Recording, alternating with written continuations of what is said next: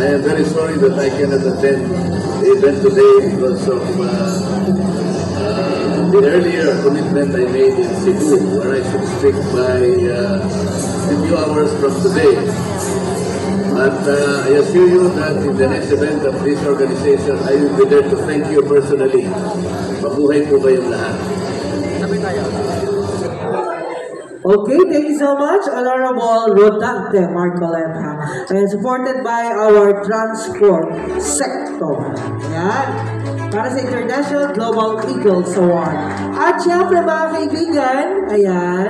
And kung kayo po ay ready na, Bishop. Ayan. Oh, okay, Bishop.